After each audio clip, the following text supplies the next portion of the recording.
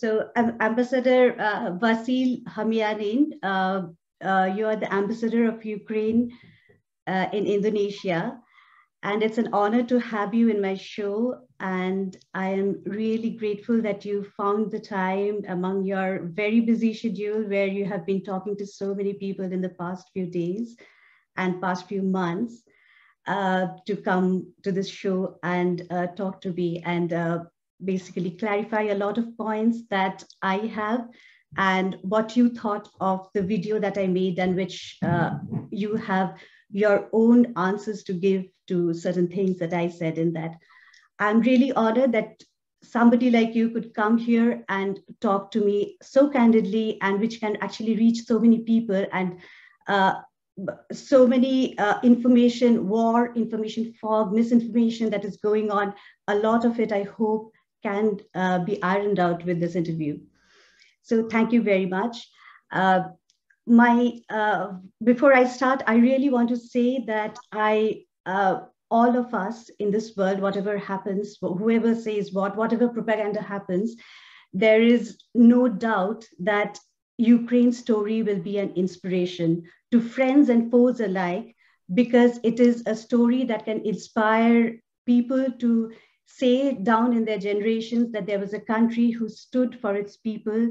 There was a leader who had the chance to go to a comfortable life, but he stayed with his wife and kids among danger where nobody knew what could be the outcome the next day. And you have stood there still, and you have fought, and every day you are an inspiration to everybody in this world, whether the country has supported you or not. One thing that they cannot erase is that you have been an inspiration. With that note, I would like to start. And there are a few questions that I would need to ask, because there is a lot of questions that has come my way as well in social media, which some of them are unpleasant, some of them are tough, and this would be a chance to tell the world about all of them. My first question to you is why do you think Russia attacked now? Why the timing? It started in December. Was it a complete surprise, or was there something leading up to it that we do not know? So just tell us, was it just completely random, or was there a significance to the timing in December when it started building up and then down to February? Yeah, I thank you very much for this opportunity. It's really good. It's really nice of you. And maybe I think my colleagues in London, diplomats in London, would not have wouldn't be angry at me that I accepted your invitation, because you know, I just saw your video in my Instagram. That's why I could not just, you know, like I would like to react, because that was very nice. Your position was very nice, and I'm grateful for that. But in this war, there are too many questions, more questions than answers. I mean, for the foreigners. So I believe it's not enough just to say we are standing for Ukraine, or we are supporting Ukrainian people in the fight, or we are opposing Russian aggressions, or even we condemn Russian aggressions. In this informational war, it's not enough. So that's why people want answers for the basic questions, for the background, because I mean, clever people, they don't just see the surface. They try to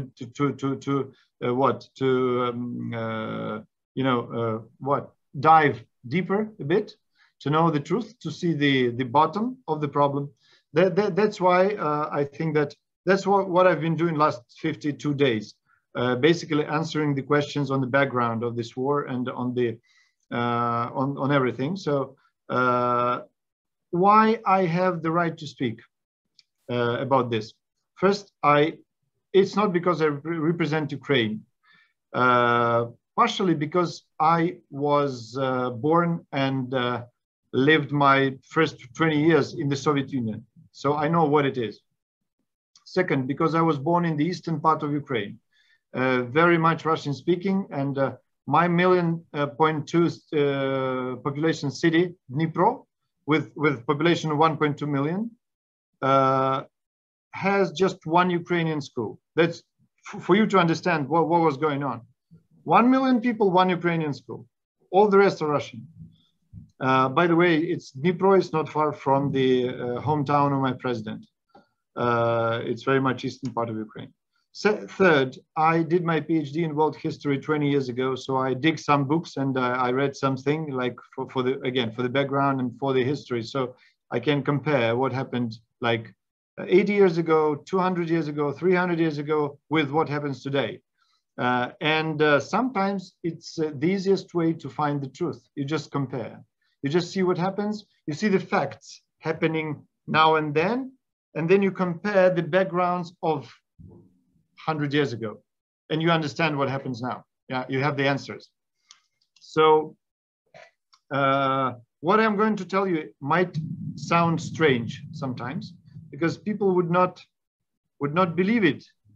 Sometimes the truth is really unbelievable. That's why the Russian propaganda uses it to the full extent and just says outrageous lies that look like truth, but it's not.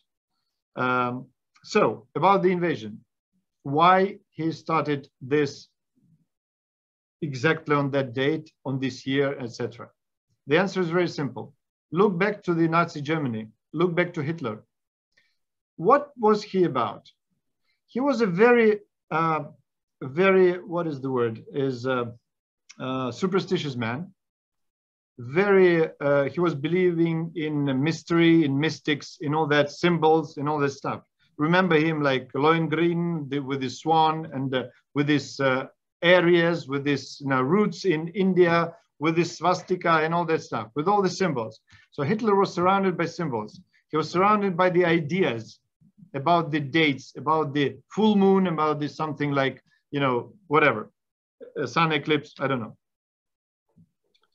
Now, what is symbolic about this date this year? If you think just a little bit, 2022, what happened 100 years ago, exactly 100 years ago? What? It was the year where Soviet Union was established. So this year is 100th anniversary of the great Soviet Union, of the country Putin has been dreaming for all his life. And for him, he declared this openly many times. It was his personal tragedy and the biggest geopolitical catastrophe for him of the 20th century, the collapse of the Soviet Union. Not the Second World War, not the First World War, not the genocide, the collapse of the Soviet Union, the biggest geopolitical catastrophe, right? So this is symbol number one. He wanted to recreate the Soviet Union, the Soviet Empire. He wanted to make it great again, like, when everybody was afraid of Soviet Union, like nuclear power and superpower and all this stuff. That was his dream, and he declared it many, many times. We just forgot about it. 2007, 2008, 2013, I think, many, many, many times. That's one. Second, why this date? I mean, he could attack last year, 2021 or 2023. Why not? Why now? Answer is on the surface. Second, why this date? Because of two reasons. First, 23rd of February is the Soviet holiday, the day of Soviet army and the fleet. Ta-da! The greatness of Soviet army, the power, blah, blah, blah. So he attacked the very next day after the holiday to celebrate. And third reason is his idea is to make a military parade in capital of Ukraine, Kyiv city, on 9th of May. 9th of May, Victory Day, Second World War. All Europe celebrates 8th of May. Soviet Union celebrates 9th of May. So 9th of May should be a parade.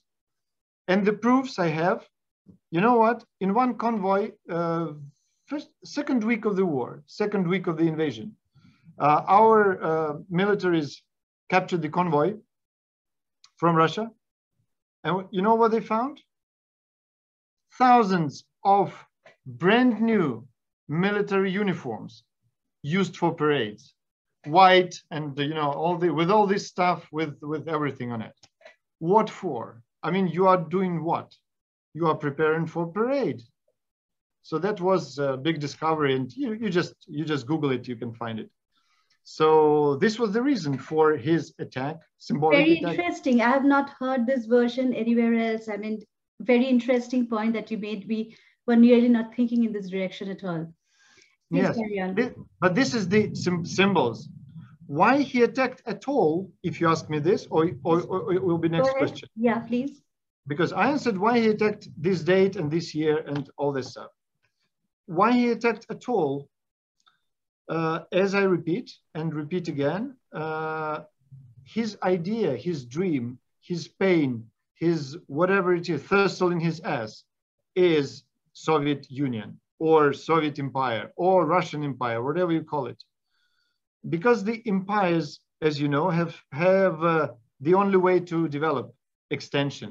It's not like progress, like normal countries, like democracies, but it's extension. New territories, new people, new slaves, all that stuff. That was his idea for 20 years. And he never concealed it, that without Ukraine, there will be no empire again. And again, I can give you some proofs. If you go back to I just can't remember the name of the book, but it's famous book of Zbigniew Brzezinski about the great chessboard or something. Okay. It's oh my global chessboard. It's most famous book of Zbigniew Brzezinski, who was the advisor like for security for American presidents. Look at this, 70s, I think he wrote it. And he predicted the war between Ukraine and Russia. And he said that without Ukraine, there would never be, Russian Empire. He would never be complete. This one. Second, Johar Dudayev, the first president of Chechnya, who was killed in 1996. But in 1995, he gave a big interview to European media. And he mentioned that Russia never gives up what it thinks belongs to Russia. And Ukraine is the most precious. It's like a diamond in the crown, you see. And he would never give up Ukraine. And there will be a huge battle between Ukraine and Russia. And Russia will be defeated. 1995, the guys say so. Okay, if I may interrupt you for 1 minute please, here. Yes. If that was really Russia's actual goal, why have they been assuring that they have no intentions of annexing Ukraine, and all they want is the neutrality of Ukraine, that it doesn't go into the camp of either US or Russia, and they are okay to have them, they have no plans of annexation. So would you like to comment on why they were making this statement again and again? Sure, I can comment on this. Right. Russia never had intention to support separatism in Moldova in 1991-92. That's why it's not Russia that created this Transnistria problem, and it was not Russia that keeps the military troops in Moldova, in part of Moldova, Transnistria. This part. So we never wanted it. It's not us. Russia never wanted to attack Georgia in 2008. It's not a Russian intention. It's not our intention to occupy 20% of Georgia's territory. It's like they gave up. They attacked Russia. Georgia attacked Russia. Yeah, nuclear. That's not right. Yeah, I understand. Nuclear superpower. It's not Russia that really intended to murder the hundreds and thousands of Syrian people in Aleppo. No. It's not us. It's they attacked, and we were invited just to help. It's not Russia that killed 300,000 of Muslim people in Chechen war. No. There was Chechen separatists, etc., etc., etc. You would not believe a word to these guys because you just look around what they did during last 30 years around them. It's hundreds of thousands of deaths. 2014, Crimea. It was not intention of Russia to occupy Crimea. Of course not. It was just, some people came and, you compare the speeches of, I have this stuff in my phone, videos of Putin of 2013, 14, 16, 17, 18, 19, 21. What he said about not willing to attack Crimea. He doesn't want Crimea. There were no Russian soldiers in Crimea. And then, oh, yes, there were Russian soldiers. Yes. Oh, yes, we attacked. Of course, we could not help, but blah, blah, blah. It was not Russian intention to attack Donbass, Lugansk and Donetsk regions, and then 1.5 million of people ran from Donbass. The people who were supposed to be liberated or to be protected, why would they run? Why would they run from this region? Why would they give up homes, flats, cars, everything to run away from the liberators if they are liberators? If I may ask one question here, so Donetsk and Luhansk, they attacked, but they did not annex. They kept them separate. They did not say that we are trying to put them inside Russia. They will stay as independent countries. So why was that then? It's again, go back to Moldova and Transnistria, go back to Georgia, Abkhazia, and South Ossetia.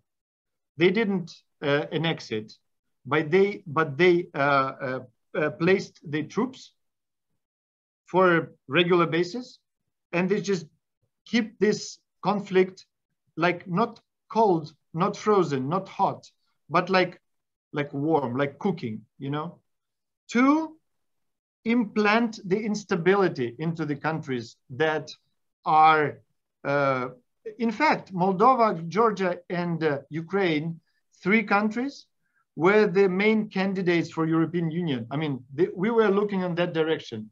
That's why he didn't do this in like Kazakhstan, because there is no threat, or Belarus, no threat. They're not going to.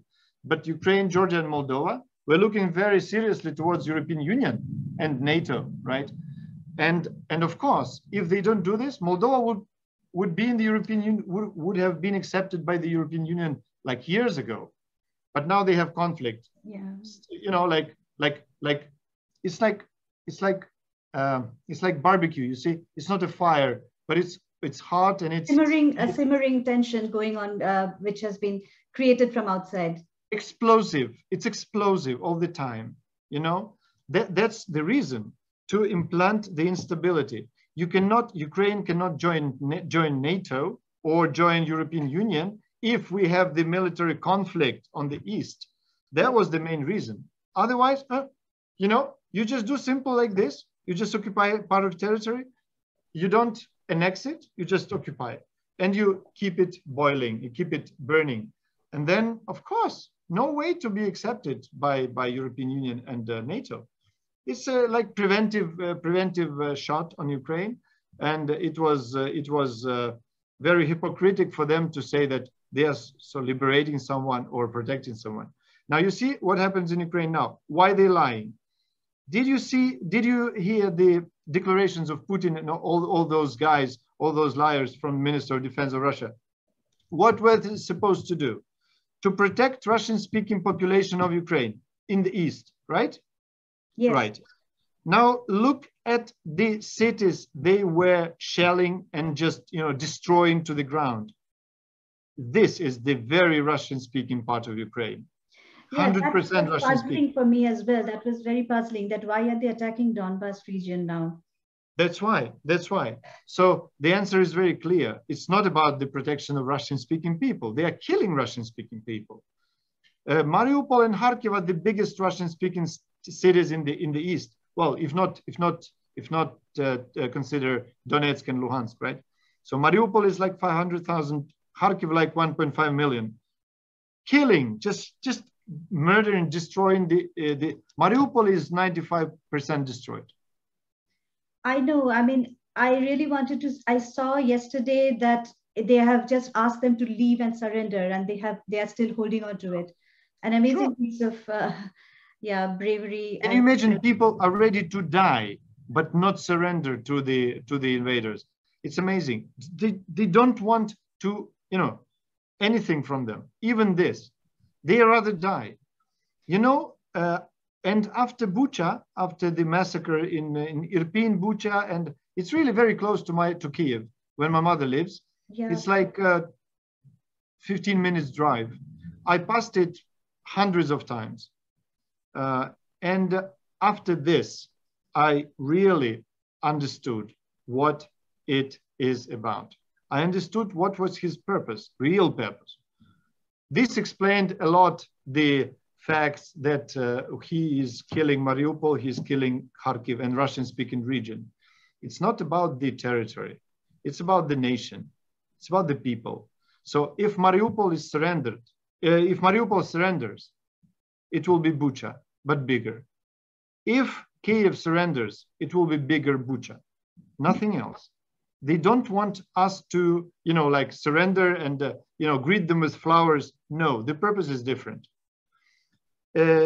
I can send you, if you give me, well, I think I still hope I can receive your email. Yeah. I can send you the English version of the article published in RIA News. It's Russian media, Central Russian media, most famous, and it's still there in Russian language. You can find it on 4 pages. It's a big article. It's the ideology of what Russia was going to do with Ukraine, published on the 3rd of April, 2022. And it's very clear, like black letters, white paper. Destroy, kill, and annihilate. Ukrainians and Ukraine don't have right to exist. Very simple, like briefly, I can put that in the description section of the YouTube video then, when you send it. So that would be helpful. And so you're saying that's the state's position of what they really wanted to do in Ukraine, is it? I mean, not any random journalist writing it. So it is the Russian the state writer, position. Yeah, the author is a political technologist, how to say, like guys who prepare the elections and all this stuff. Very famous, a famous one.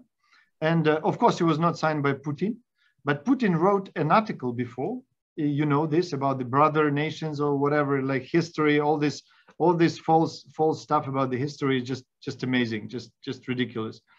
But in those articles, Putin mentioned a lot of things that looked very alarming to me and alarming to many people in Ukraine. It was like 1 year ago or 2 years ago, things like that. Because he never called a name Ukraine, right? He called it non-state, like non-existent state, or anti-Russia. He only mentioned Ukrainians, like Ukrainian people are the same people as Russian people. But Ukraine, he never mentioned this word. Anti-Russia, non-state. I mean, he openly says that Ukraine doesn't have a right to exist as independent state because it has never been an independent state. It has never had a right to be an independent state. This is like an explanation and the main idea of this. It's like all in open media. It's everywhere, right? But people are lazy. They don't dig too deep. They just see what propaganda says. NATO, Nazis, all this stuff, Yeah. I would like to ask you, just before 2014 happened, there was an integration happening between Ukraine and Russia, where, with trade and with a lot of synergies with exchanging not just commodities, but people and businesses, etc. So at that time, was that still a kind of a big brotherly attitude, or was it really an integration that was happening? And how did that fall apart? Was it the people of Ukraine who didn't want it, or was it something else? Can you just throw some light on this? I think I will be brief on that. Ukraine has been fighting for independence from Russia for 350 years, non-stop. Non-stop. It's like a fight of a liberal country against the colonialism. Has been happening for 350 years. No, there was not integration in any form, in any shape in recent years before 2014. Of course, I mean, we don't choose the neighbors, right? So we cannot just move from Russia somewhere to the Atlantic, to the Pacific. No, we just have to be there. That's why we have to communicate. Well, we had to, now we don't. We had to communicate, we had to trade and economic relations, like cultural exchanges, whatever, concerts, exhibitions, visits, whatever. This is normal for the neighbors, right? But we never talk about the integration, like Belarus or Kazakhstan, like all this Eurasian something. No, not an integration, but more like working together, as more integration in terms of a synergy between countries, friendly countries. I mean, where they have interests, exchanging between each other, mutually beneficial for both, that kind of a model? I would say that last 20 years, we were very devoted and dedicated to the idea of EuroAtlantic integration. So this is enshrined in our constitution. This is what people voted for, the nation voted for. Well, it is the majority, right? And of course we communicated, but there was not like, you know, the vector was straight towards the West. It's not toward the East. It's obvious, right? So you have this neighbor, you have to communicate, right? But we were going westwards. This was clear, and no one doubted it. In Ukraine, I mean, there are some people who were not who did not agree, who wanted this, you know, to slow down because not to irritate Russia, not to blah blah blah. But I think the biggest mistake of Ukrainian leaders since the independence, the biggest mistake is that we did not jump into the European Union and NATO immediately after the independence. There were still doubts and all that. We should be there and here again, and you know, multi-vector policies. Like we should be friends to anyone, to everybody. We may be neutral and all that. This was the biggest mistake of the first leaders, first presidents. If we did like Lithuania, Estonia, and Latvia, that would be our how to say, our umbrella, security umbrella. Yes. Right. Okay, I understand. I'll come to the elephant in the room about the fact that Russia said it was the neo-Nazi problem and their atrocities in the Donbas regions, and to Russian speaking people in Ukraine, which was part of the reason for them to intervene where they could not keep quiet anymore. What is your reaction to that? I would not tell you that Ukraine is one of the most tolerant societies in the world. Having, it's not mono nation, it's not mono language, it's not mono religion, it's not mono race. It's so very much different. And we have in many places, in many towns, we have mosque, synagogue, and two different churches like on the same square, and people just crossing the square, saying hi to each other like Jews to Muslims and all that. And it's okay. It's a very tolerant country, and we have a lot of students, predominantly from India, Pakistan, from Africa, and the number is increasing and increasing and increasing. Why would they go to Ukraine if we are Nazi or something? Nazi is a very specific accusation, you know. Nazi is like National Socialist. It's like Nazi regime in Germany. They like it because it's symbolic. It sounds good, and it's like difficult to compromise, right? Nazi, that's it. It's like a label. Put a stamp on your forehead, and you'll be Nazi, right? That's lyrics. As for the facts. So no truth in it at all, that there was any problem that was brewing up there, which the Russians thought, at least on the surface, needed to be addressed, or even as an excuse. So was it just all a lie? I would really love to see the how the Russian-speaking Jewish president would be Nazi. That would be a real something, you know. That would be real something. And first one. Second, Russian-speaking part of Ukraine, Mariupol, Kharkiv. They always said that Nazis are in the West, somewhere there, hiding in the forests or I don't know where. Why would you kill the Russian-speaking who are, we're supposed to be the victims of Nazi? Who is Nazi? Were they talking about the Azov? You know, yes. Azov, very famous, yes. Yes. A half of Azov are guys from Donetsk region. Yes. Oh, is it? Yes, because Azov is the Sea of Azov. It's Azov Sea, Mariupol stands on.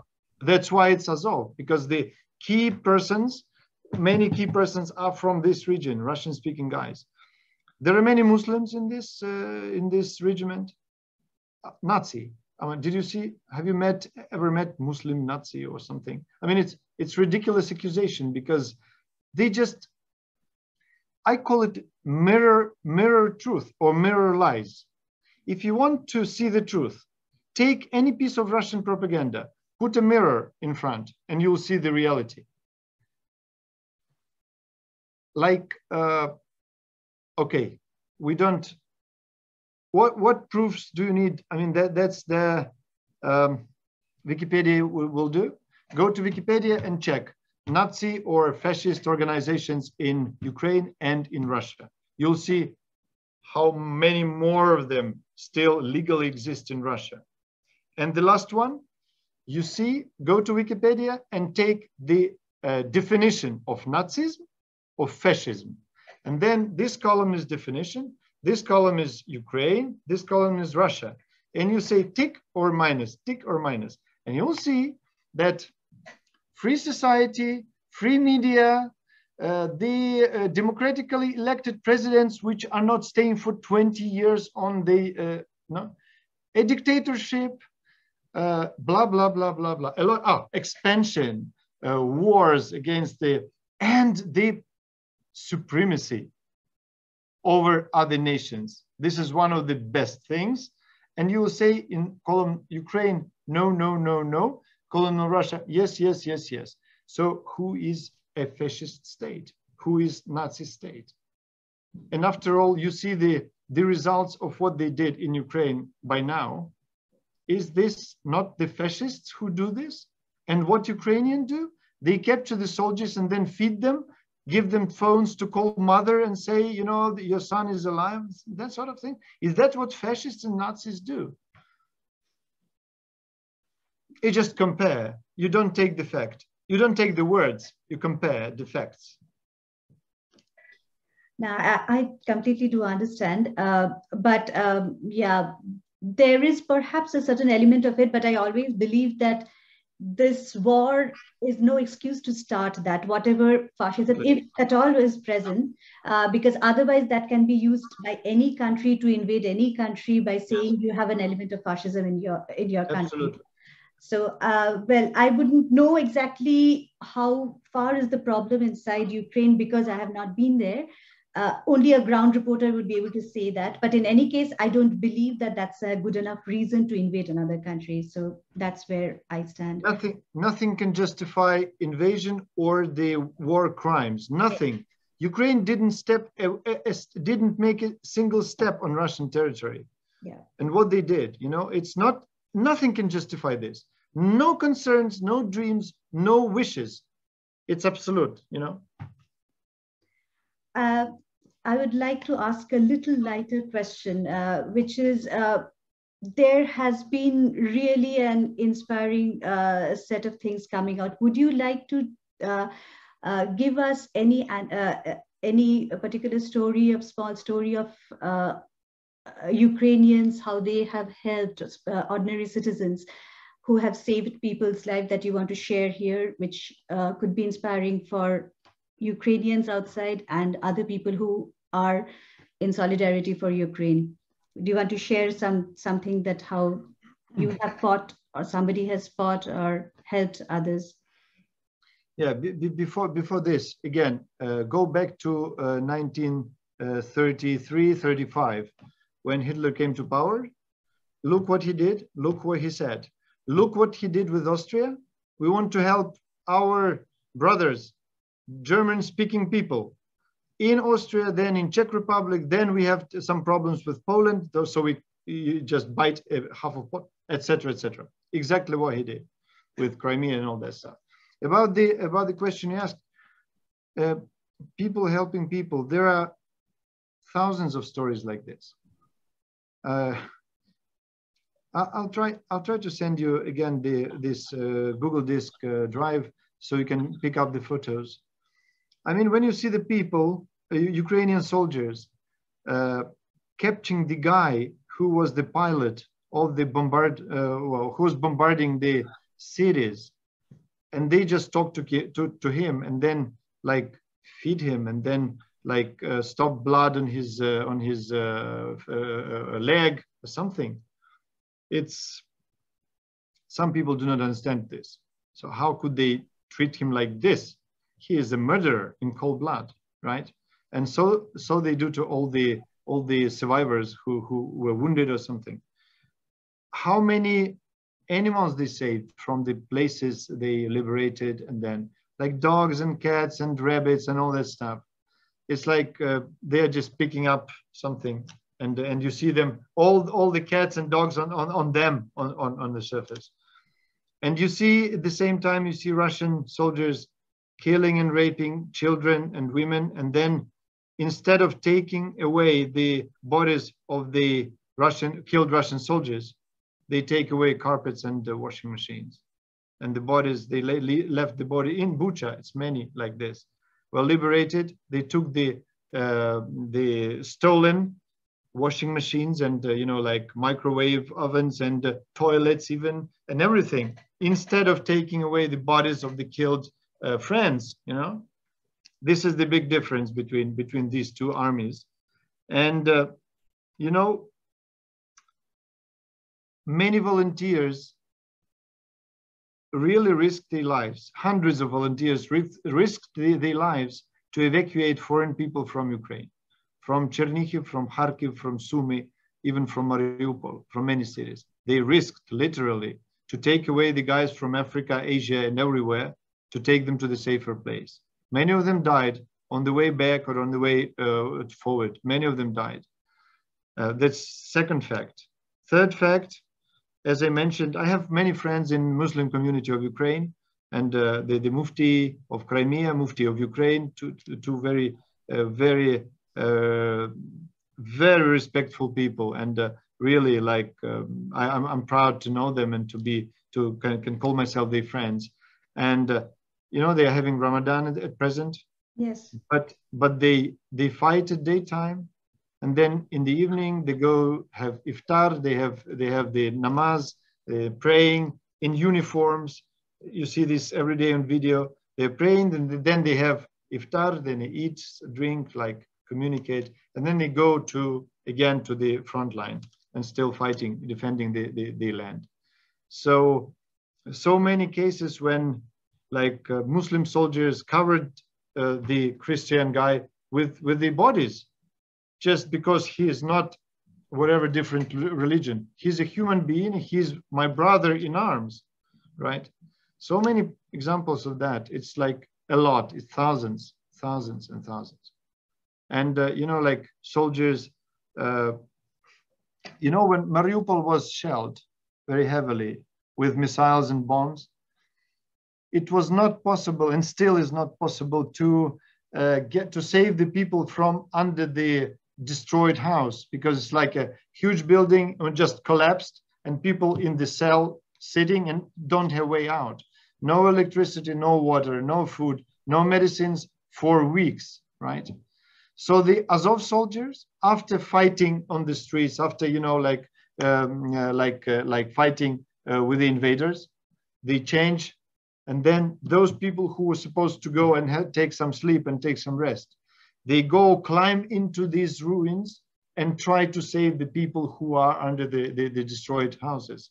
That's what they do. Share the food, share the water, share everything. Say, literally, we don't have enough water for ourselves, and they share it with the people. I know this not because I know many people from Azov. I know this, that's because I have many friends living in Mariupol. And some of them just disappeared. Nobody knows what happened to them. And some of them escaped. Like a mother of my friend, 83 years old, a week ago escaped from Mariupol, and now lives in her daughter's home. So she spent 4 weeks in Mariupol. So we know what happened then. We know who bombed them and what they did. And Azov actually has been the only hope for Mariupol people for 2 months nearly. It's fascists, Nazis, whatever they are. They have been the only hope for the hundreds and thousands and tens of thousands of Mariupol citizens. So this is the face of Ukrainian Nazis, right? Fascinating, very fascinating to hear all that. I'd like to ask one last question before you come to my video and what you want to talk about, that it has been really bitter. And as you said, you cannot choose your neighbors. Russia and Ukraine would always be next to each other. Would you think after this bitterness, it would be possible for a certain amount of friendliness among the people of Russia and the people of Ukraine after this? To have, so that you can still have that cultural thing and the mingling that you were talking about before, that or would it be so bitter that you would continue to stay in enmity next to each other, which is going to be a very bad outcome out of this? The answer would be very simple. As at present, nearly 99% of Ukrainians say 4 words: never forgive and never forget. This cannot be forgiven. You can forgive many things, but you never forgive the murders, like slaying the children, women, raping, all this stuff that they committed in Ukraine. You never forgive this. You never forget this. And there will be no whatever positive feelings towards Russia and towards Russians. I think it should be for at least for 2 or 3 generations at least, because my kids, 16, 17, and 21 years old, they changed the attitude towards Russia, Russian language, Russian culture, Russian music, Russian literature, Russian everything dramatically. And the majority of Ukrainians now is going to cancel everything Russian and related to Russia from their lives forever. I mean, again, music, literature, language, it's intentional. It's not like forceful from outside. It comes from the heart, from inside. And people who never spoke Ukrainian in their lives, now they're trying hard, like, like it sounds funny, it sounds like crazy, right? When they try to speak something Ukrainian. And when you ask, come on, guys, we understand Russian, it's okay. I say, we are ashamed to speak Russian. That will be the answer. In that atmosphere, where do you see the end to this war? How can it ever end in peace? I mean, what are the possibilities that you see? What are the ways in which you see this war can end? Is it possible to end it with a peaceful talk after this kind of a bitterness? Is it possible? I hope it does not end militarily. And how do you see this war ending? Okay, I'm not a prophet, but I know as a historian, I know that all wars end in peace talks, and all wars end in peace agreements. It's inevitable. The war cannot last forever, right? So even the longest wars, some of them, it took like a few hours, a few days. Some of them took years and decades. But every time it's a peace talks and peace agreements. I'm talking about the modern history, because in ancient times, in medieval, there were different things. But in our time, it's like, of course, it will be a peace agreement, but not before they stop the attacks, not before they stop killing people in Ukraine. Because peace talks, the key word is peace, right? So if you sit down and talk, at least you have to stop bombing the cities of Ukraine, which they do nonstop every day, right? So how I see the end of this war? Well, I don't think I would be trusted by the audience, but being Ukrainian and being in previous times Soviet, I know the end of this war. You can defeat the army, but you cannot defeat the nation. This was the rule through history, through ages. They started a war of the cruel and immoral army, absolutely with no morality, with no nothing human. They started the war against a nation. And if we go back to the Finnish war, a war of the huge monster, Soviet monster against small Finland. So the end was like what? Well, they took some territories. Now these territories are really miserable. It's like no development, it's like poverty and all that. But Finland won. Finland defeated Soviet Union. Same story will happen to the Russian Federation in war with Ukraine. You cannot defeat the nation of 40 million people, which are fighting for what is theirs, for kids, for women, for wives, sisters, mothers. You cannot defeat this nation. We have like around, we calculated like 5 to 6 million people ready to fight. If armed, it will be an army of 5 million people. Furious and,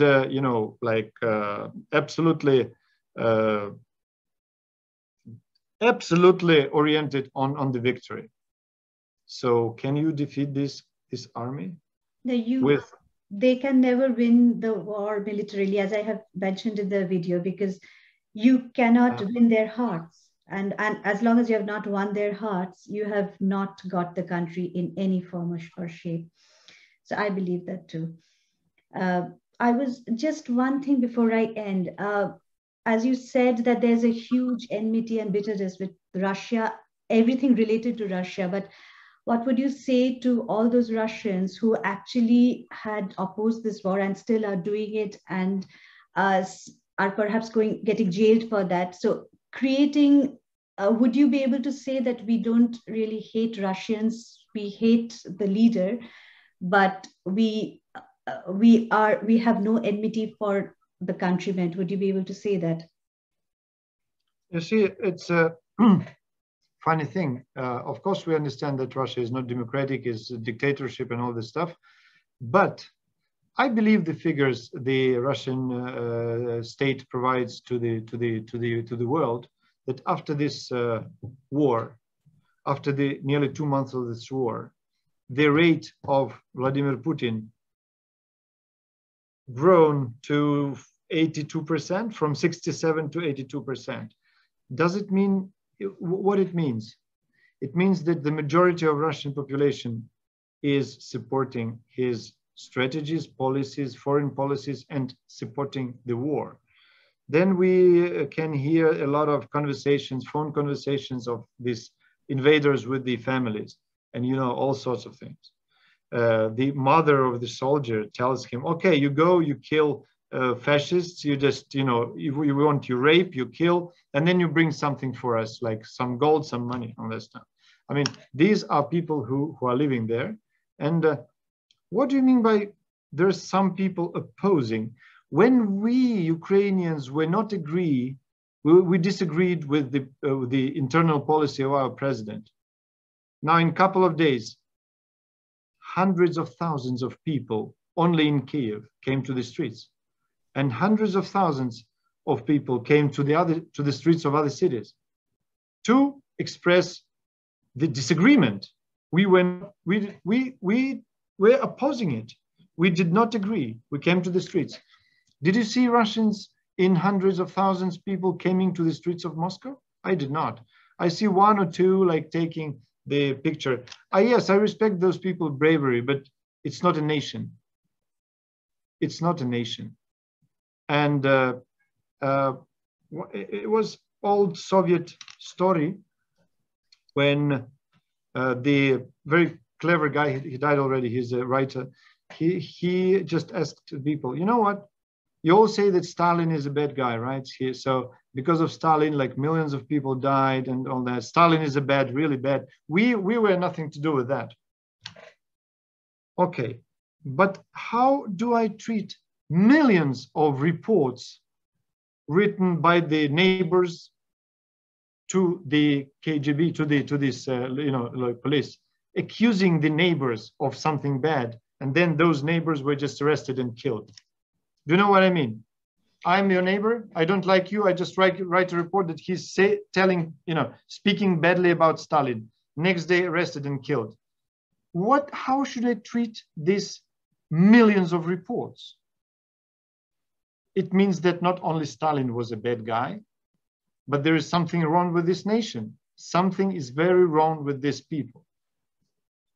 But I would like to say Germany also behaved that way at one point of time, but it completely changed. So the people change, and based on the environment they are in. So Germans are different. Germans are very different from Russians. Very much different, you know. Yeah, but that's true. But I really hope, because you do live with each other. And I have heard many reporters saying that they have love for both Ukraine and Russia because they are almost the same kind of people. No. And no, it's very different, even genetically. If you compare everything, we are very much different. We are different to the extent you would not even imagine. You know why? I'm not talking about genetics, okay? It's different, but it's okay. First, I would mention the Germans. You say Germans, right? During the Second World War, I had my two grandmothers and two grandfathers, fight, like grandfathers were fighting and grandmothers were in the occupation. During the Second World War, when Germans occupied Ukraine, like it was the closest one, right? So they occupied the whole Ukraine. Not a single bomb dropped on Kiev, on Lviv, on Odessa, on other cities. Not a single bomb. Not a single civilian was just, killed like for fun by the army. We're not talking about the SS or the Sonderkommando, because these are sadists. They were selected carefully and, directly sent to perform the war crimes. So that was, right? So army was okay. I mean, my grandmother said, okay, they came, they lived in my house, okay. But they never said a bad word to me or never tried to humiliate me, something like this. And this was for a long time. And they changed and came back again. Even when they're running back to Germany, they did not commit, unless you try to kill him, of course he will fight back. This is generally speaking, about the army. And we have Russian boys of 22, 23 years old, common people. They are not like specially trained sadists or I don't know who, monsters. No, they're just common boys who just finished school or something, and they sit on a tank and came to Ukraine. And I mean, these boys see the woman and rape her for 10 hours, see the child 6 years old and rape the child for 10 hours, and then all die. And then they, not only this, they tie the parents first, rape the child, kill the child, then tie the father, the husband, rape the mother and kill, and then kill the husband. Is that normal people can think about it? Normal, like people, like human? I don't know what sort of creatures they belong to, but in my head, in the head of Ukrainians, this doesn't fit. I cannot fit it into my head. How can normal, just common guys, young people do it massively? It's not just one or two or three. It's thousands of people killed like this. Thousands. Can you imagine this? That's why it is different. These people are different. And I don't know if they're going to, and then they call their mothers and wives, say, why I did this and this and this, and put in Instagram and Twitter videos of killing the baby, like small baby, like with a knife and some video. Are they real? I mean, are they authenticated to be real, or there are many fakes? Are they real? We know them who they are. We know all the phone numbers. We know the addresses, the families, what they do, all the Instagram, Twitter, and Facebook. Now it's 21st century. Nothing can be hidden. Anonymous, they published everything, every single fact about these guys, everything. So we basically know all about them. And we see all those accounts, all those videos on the accounts. Now some of them deleted, but still they are saved, like screenshot and all this stuff. It's amazing stuff, amazing stuff. And the videos from the post office when they send all those things they stolen from, robbed from Ukrainian Bucha and Irpin, sending to Ussurisko, to the far east of Russia. It's all in cameras, filmed and delivered, I mean, you can create many fakes, right? But you cannot create thousands of dead bodies, murdered, tortured, raped, and killed. You cannot create this. It's thousands. And now the science is very precise. They can definitely say the time and hour of the death. And all those people were killed during the occupation of a few weeks of Russian army on these territories. It's 21st century after all, Yeah. So unfortunately, I don't think that brotherhood would ever reappear again. About the difference, I just tell you one thing, different, which makes us very different mentally, because it's through ages, through centuries. Since the beginning till now, Ukraine has never had kings or emperors or whatever it is. Every leader was always elected. If people don't like him, knock down, select the other one. Democracy, direct democracy. We never had kings. It was like, I call it, my term, I found it, I call it democratic anarchy. It was like this.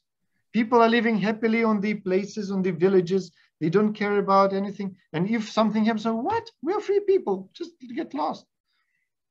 Russians, on the contrary, through ages, never had like normal life without a king or without an emperor. If you look at the history, there is a king, everybody's happy. Everybody is slave down there, all slaves, all happy. If there is no king, chaos. Fighting, killing, raping, robbing, etc.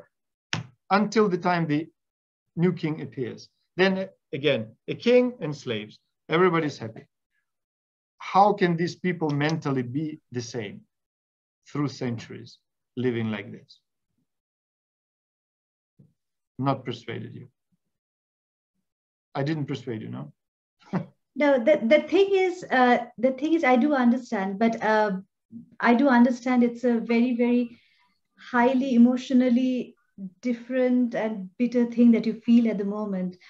And what actually baffles me is that you have been part of Soviet Union, and how can it actually be so different when you have existed together and you are basically, as you say, very, very different people intrinsically. But it is perhaps possible. And I just wanted to hear your views, because every country is different, every culture is different. It's good to know from the people from there. It's only then that you know. So I completely understand, because you have lived there, you have lived the Soviet Union, you have lived Ukraine, you would know. Through ages, look at the history of Europe. It's not like this, it's different. But just across La Manche, across the English Channel, right? We have two very different people living together for centuries. And I could hardly remember in previous history, some time when they were not fighting all the time, just all the time, fighting and fighting and fight. Why? They're like, neighbors. Why? This doesn't explain anything. We live together. It doesn't mean we are the same, and it doesn't mean we are like brothers or something. It's like, no. Well, very fascinating. A lot of things to learn from this. It's the end of my set of questions. If you would like to say, as you have said, that you have answers to certain things that I had said, please feel free to tell me now. Yeah, I still can't remember all the questions from your speech, but one thing is very important about NATO. Now, Russians always say that, repeatedly say that, we started the war, we attacked Ukraine, we, killing people because we have concern about the NATO extension to the east. As we agreed before, this cannot justify the aggression.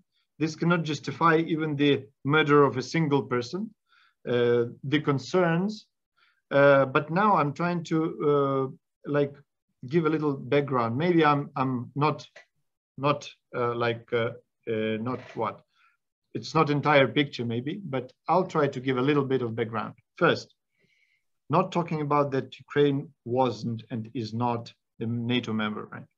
Not about this, that we were not even given the action plan for the membership. We didn't have the roadmap or action plan, nothing. We were not even given oh my God, it's my English. We were not even, we have not been given even a promise for a membership. NATO never even promised Ukraine to be a member of NATO, never, you know? So what is this concern about? Second thing, very important, because Russians, they always lie, and every year they create new lies, and they forget what they said 2 years ago and what they did 2 years ago. Look at the 2014, before 2014, before. Now, look at the extent of the scale of cooperation between NATO and Russia. Huge. Military exercise, exchanges, visits, NATO member countries, member states sold a lot of military equipment and weapons to Russia. A lot of cooperation, even sort of what, NATO, Russia-NATO Council or something. It was like summit, or they had a huge cooperation. They were friends and partners. Second, at this time, before 2014, the main consumer of Russian oil and gas were EU, United States, European Union. The main investors into Russian economy were United States, European Union. Joint ventures, plants, including military stuff, including a lot of things that they bought from European Union, from the European Union. They used to produce, manufacture missiles, tanks, aircrafts, everything. Yeah, the scale was so huge, and they call them enemies. The West was threatening Russia. The West was helping Russia, investing into Russia, trading with Russia, like travelers, tourists, everything. The full-scale cooperation. G8. I think that was a big big advance to Russia, but still it was accepted, fine. And then somehow in 2014, even after Georgia, nothing stopped. It was still like, okay, just forget, you know. After 2014, it stopped. You know, NATO-Russian cooperation, G8 became G7, blah, blah, blah, blah, blah. Was that West that threatened Russia something? Or was it Ukraine that threatened Russia with Ukrainian non-existent nuclear weapons, maybe? Or was Ukraine attacking Russia or something? It's pure myth and like false presumption, yeah? False presumption, it's absolutely false, because it is Russia attacked Ukraine, and then some Eastern countries, not even all, decreased the scale of cooperation, and NATO too, they said, oh, come on guys, you are attacking the a sovereign state, that's why we don't want to cooperate. So this is vice versa. It's not NATO who threatened Russia, it's Russia who humiliated NATO. It just betrayed the cooperation with NATO and the West. That was about this NATO stuff. So they repeatedly say we have concerns, we have concerns. There were no concerns. As I told you, Putin's concern was not NATO. No, absolutely not.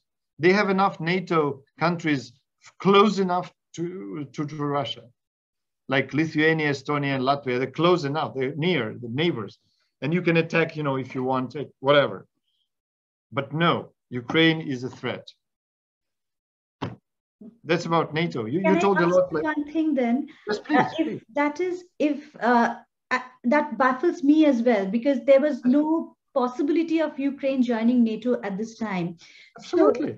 So why was it not given as an assurance when they put those demands in December, that predominantly that Ukraine should not be part of NATO, and give us that assurance? Why was it so difficult to give that, which where the talks failed in January, I think?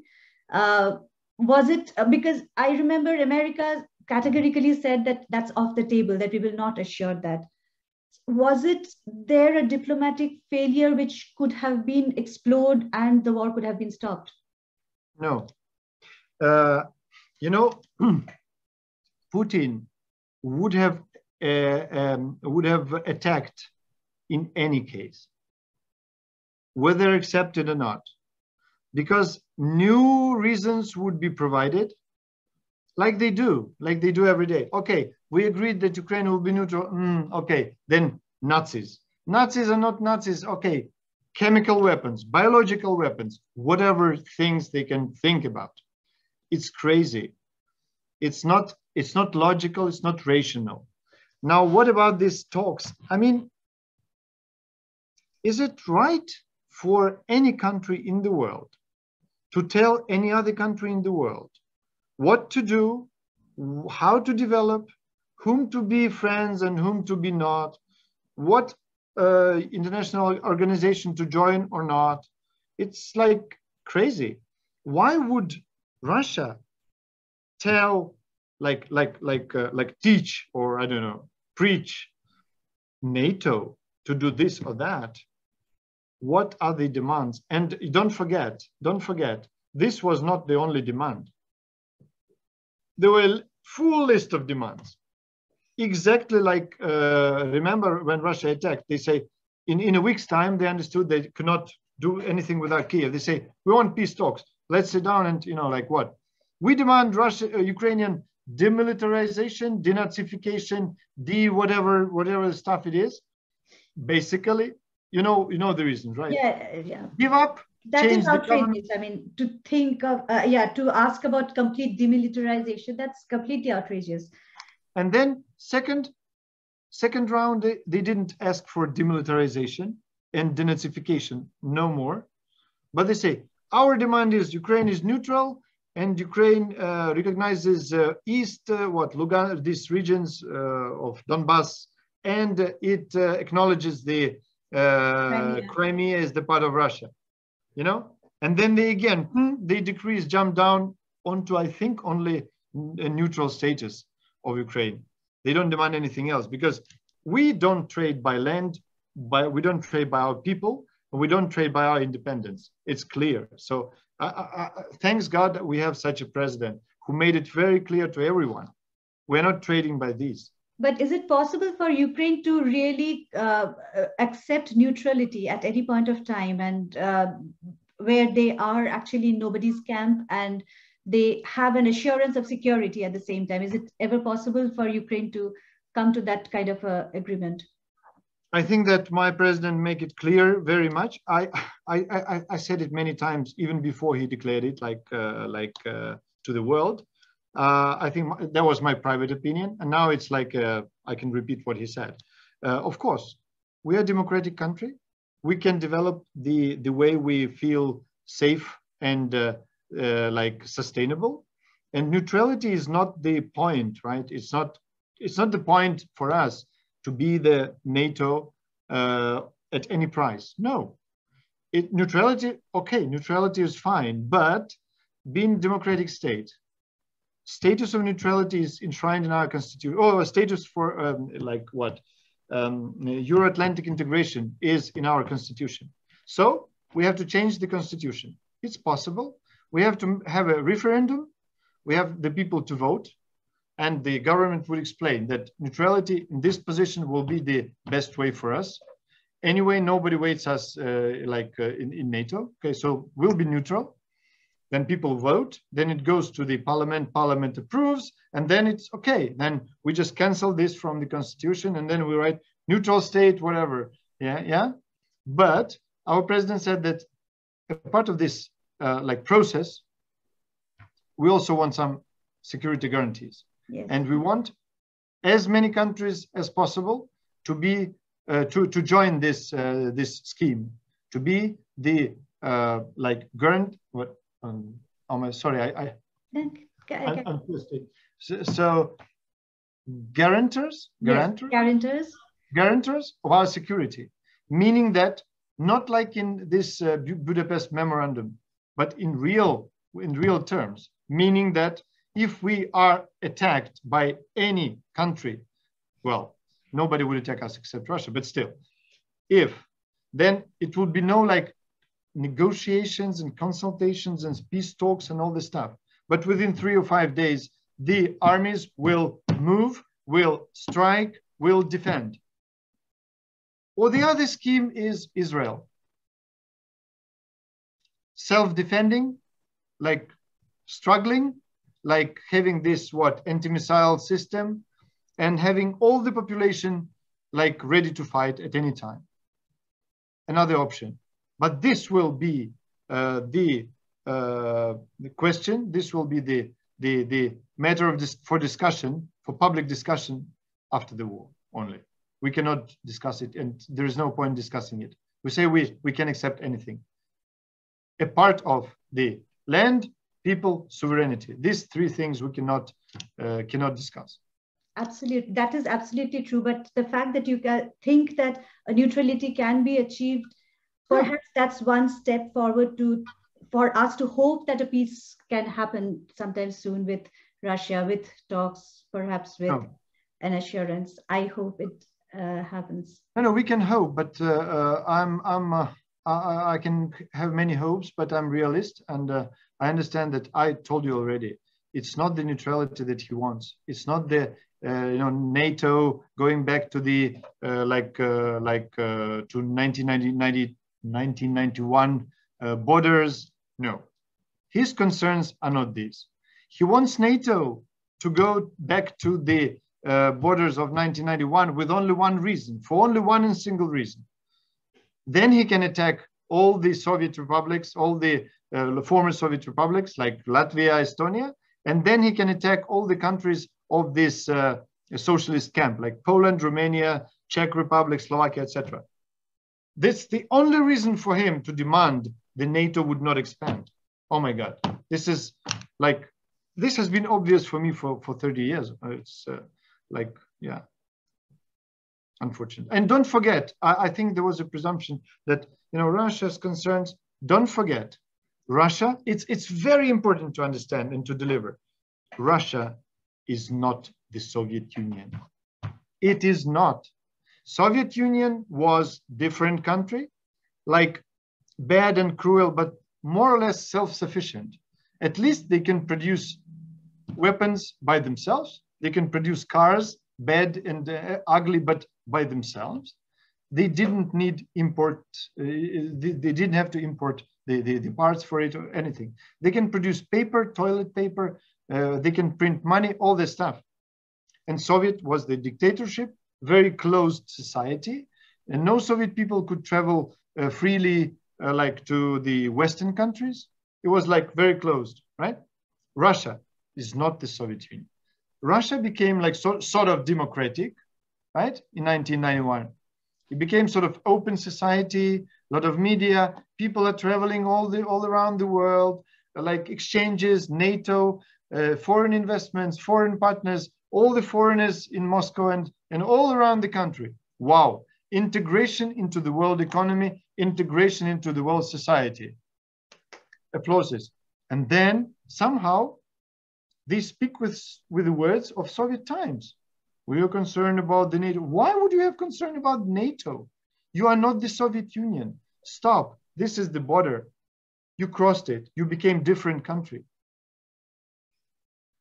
On what grounds, for what reasons would they say so? Why we are not concerned? We were the part of the Soviet Union. Why we were not concerned about NATO? Why Uzbekistan and Kazakhstan are not concerned about NATO? They were still the parts of the Soviet Union. Why would Russia have these concerns? This is the main ideological, I would say, the virus, It just implanted there and say, well, here it is. And then people say, wow, Russia is concerned about. No, Don't mix up Soviet Union and Russia. Very different, very different. Yeah. True, but isn't NATO actually meant as a deterrent, mostly targeted at Russia? I mean, it's basically, it's NATO exists to fight Russia. Isn't that also true? No. NATO was created to defend the countries against Soviet Union, not fight. But now the fact that it still exists and Soviet Union doesn't exist, does it not mean that it's basically Russia against whose threat NATO exists? It means that NATO countries and the leaders of NATO were clever people and are clever people. And they understood that however Soviet Union ceased to exist, there is a threat coming from Russia still, because they are intelligence, they are analytics and everybody. They understood that however it happened, but the regimes, even of Yeltsin started this cruel war in Chechnya and all this stuff. When they understood that Yeltsin started this stuff in Moldova and that time in Georgia, also in Azerbaijan, all this bloody stuff, bloody in sense of bleeding of this, a lot of blood. In this sense, they understood there is a huge threat still from Russian Federation. However, it opened in the, like, you know, became different from the Soviet Union. So NATO as the defensive alliance decided not to, not to dissolve, right? But decided to remain, and that was right decision. But remember, after this war, after the attack on Ukraine in 2014, NATO was rather weak, and there are a lot of voices. Okay, we are financing NATO for what? NATO is like useless, or whom are we defending from? Blah blah blah. And when Russia attacked Ukraine, and especially now, I think NATO became more confident and the financing is increased, and NATO is like feeling much stronger than like 8 years ago, right? Don't you think so? Because of what? Not because of Ukraine threatening Russia, but because Russia is threatening the world. Yeah. Yeah, I would think that was actually a very bad calculations by Russia, because it actually integrated people in Ukraine, it actually integrated people in NATO, which actually didn't work well for Russia. Yes. Thank you very much for all the insights. If there's anything more you want to add about my video, about anything that you wanted to address on the video. Maybe only one thing. Never trust propaganda. What Russia says, every word is lies. It is easy to check against facts. Anything they say can be easily checked and counted, like through internet, through many sources. So never believe Russians. Never believe the wolf who is trying to look like a sheep. And we will win. We are a strong nation. We are a very confident and proud nation. And we have been fighting for our independence for 350 years. And now that we have the independence, finally, after all this time, we will not give up. We will not give up our independence. And we will protect ourselves. And actually, as it happened many times in history, Ukraine, again and again, plays this role of a stronghold between hordes of barbarians and Europe, civilized Europe. So every time Ukraine stands strong, and this is, I hope, is the last battle. It sounds like pathetic a little bit, but I really think and I really believe in it. It is a battle of the last battle against evil, and it's a last battle. It's the last battle against the last empire, effectively existing, still existing, and it is the last battle against colonialism, still existing in our planet. I think this will be the final battle against all these, and we'll defeat them. I'm sure you will. You have actually defeated them by getting the whole world's attention towards you and whole world's sympathies and solidarity. Most of the world feel that way. So that is a battle you have already won. What I wish is that it doesn't carry on for too long, because whoever wins, there is going to be a lot of bloodshed for Ukrainians and for Russians. And I hope it ends very soon as possible. Me too. Me too. And me too. Thank you so very much for coming over. I really like the fact that you talked with so much passion, and actually it all came out from yourself, because you did not need to be sent the question and you could just answer it on the fly. So thank you very much. Thank And you. I hope to have more conversations with you on the down the lane, as I believe there might be more information that would need to be clarified perhaps. And I would really like if you would be kind enough to come again and talk. Sure. I thank you very much. Thank you very much. Have a nice day. We have a nice day. Now. Yeah. And lots of strength to you. Lots of strength to you and your leader and President Zelensky and all the people of Ukraine. Thank you so very much. Ukraine. Slava Ukraini. Thank you.